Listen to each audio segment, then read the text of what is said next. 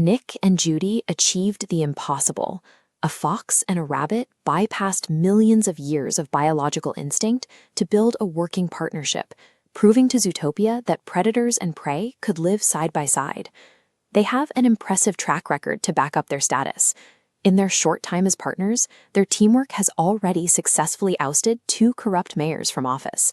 Yet, despite saving the city and earning their badges, Judy admits to a persistent anxiety.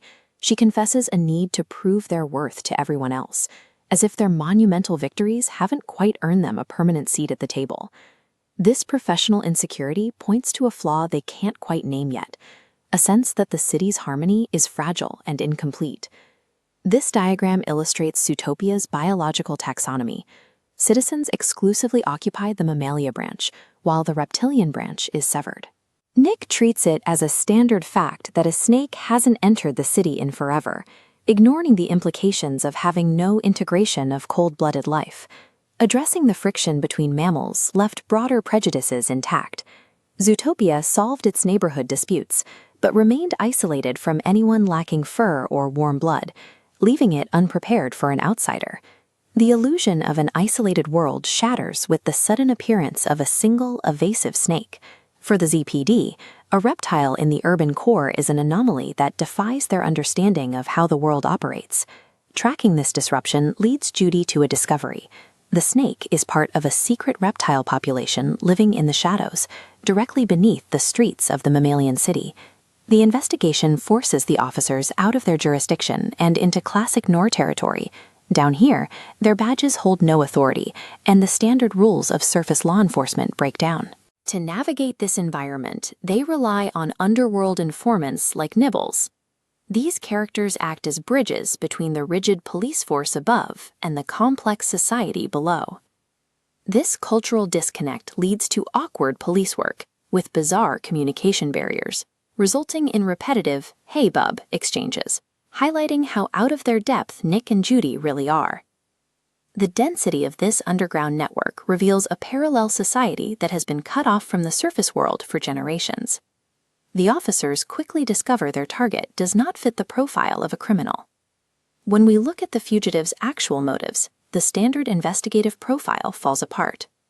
The suspect makes this clear, telling Judy directly that snakes aren't the bad guys. He demands she look past his species to see his actual intent.